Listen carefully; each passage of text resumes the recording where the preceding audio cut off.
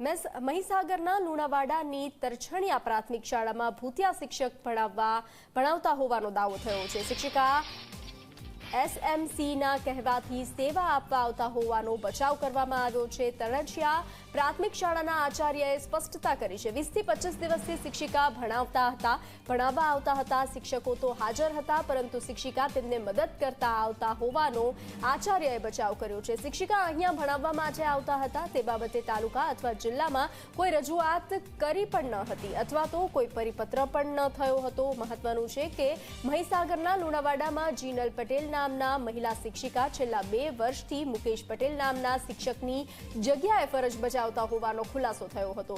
મુખ્ય શિક્ષકની જગ્યાએ અન્ય શિક્ષક ભણાવતા હોવાનો દાવો કરવામાં આવ્યો હતો, જે બાદ શાળાના આચાર્યએ સ્પષ્ટતા કરી છે। G24 કલાકની ટીમ લુણાવાડા તાલુકાના તણચિયા ગામે પહોંચી છે। ગત રોજ એક શિક્ષક છે તે ગુલ્લી મારી અને અન્ય શિક્ષકને શાળામાં બાળકોને ભણાવતા હોય તેવી ઘટના સામે આવી હતી। ત્યારે શિક્ષક જે છે મુખ્ય આચાર્ય તેઓની સાથે વાત કરીશું। મુકેશભાઈ, આપ ગઈકાલે ક્યાં હતા અને આ શિક્ષક જે તમારી જગ્યા ઉપર આવતા હતા એ કેટલા સમયથી અહીંયા ફરજ બજાવી રહ્યા હતા? આપ સાહેબ જે બોલ્યા છો ગુલ્લી મારીને, એ બિલકુલ સદંતર ખોટી વાત છે। તો ક્યાં હતા તમે? હું શાળાના સમયમાં અહીં હાજર હતો। રિસેસ પડી એ સમયે મારા બીઆરસીમાં MIS પાસે ગઈ। જે આક્ષેપ છે તમારી જગ્યા ઉપર અન્ય શિક્ષક આવી રહ્યા હતા અને જે છોકરાઓને ભણાવી રહ્યા હતા તે બદલ શું કહેશો? એ SMC ની સૂચનાથી આ 20-25 દિવસથી આવતા હતા।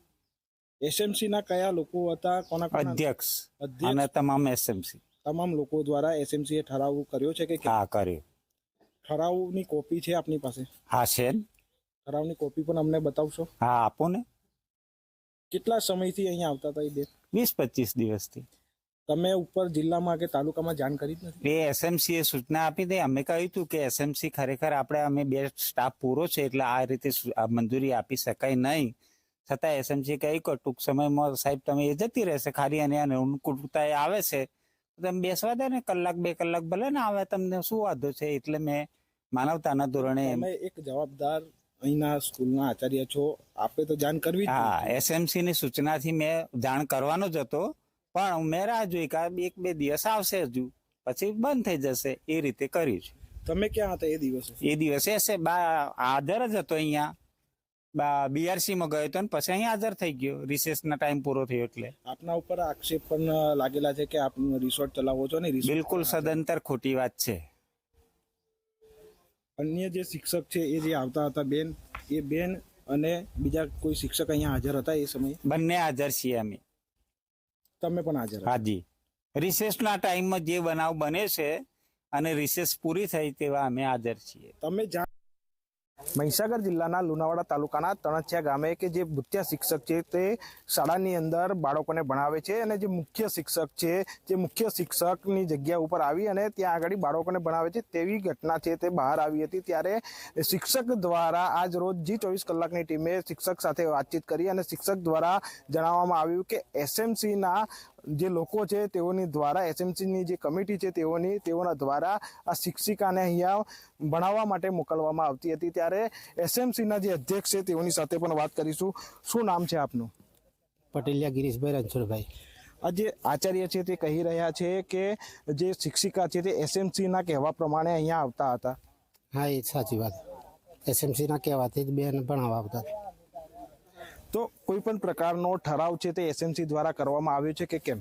ના, એવો કોઈ ઠરાવ કરવામાં આવ્યો નથી। અત્યાર સુધી કોઈ ઠરાવ કર્યો નથી? ના। તો કેવી રીતે SMC એ મૌખિક જ જાણ કરી હતી? મૌખિક।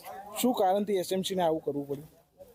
એટલે મહિલા શિક્ષક હોય તો સારું રીતે ભણાવી શકે, બાળક ભણી શકે જોડે। પણ તમે આવી જ રજૂઆત જો જિલ્લામાં કે તાલુકામાં કરી હોત તો મહિલા શિક્ષક માટેની જે કોઈ પણ ઘટતી જગ્યા હોય, આતે હોય તો તેના માટેનો પણ પ્રયત્ન કર્યો હોત તો? સાચી વાત। કેમ તમારે આ રીતે SMC ને ઠરાવ વગર આ કરવું પડ્યું? મહિના માટે બોલાય તો બેનને 1 મહિનામાં બાળકોને કમ્પ્લીટ આવડી જવાનું હતું? આવતા થઈ જાય ને બાળકો, અમુક ગેરહાજર રહેતો હતો। એનો મતલબ એવો થયો? તો આ 2 શિક્ષકો છે તે અહીંયા ભણાવતા નથી એવું થયું? ના, ભણાવે છે સાહેબ, ભણાવે છે। એમનો શાળા પ્રત્યે બહુ ખૂબ પ્રેમ ભાવ છે. આ જે શિક્ષક હતા, જે મુખ્ય આચાર્ય શિક્ષક, એ ખરેખર આવતા જતા સ્કૂલમાં? હા, આવતા હતા સાહેબ. તો એ દિવસે ક્યાં ગયા હતા? એ દિવસે સાહેબ મને ખબર નથી, હું દુકાન પર કામે જાઉં એટલે. બરાબર છે. જે પ્રમાણે તમે છે કહી રહ્યા છો કે ઠરાવ નથી કર્યો, ત્યારે આચાર્ય એવું કહી રહ્યા છે કે ઠરાવ કરવામાં આવ્યો છે. ના, ઠરાવ કોઈ કરે નહીં.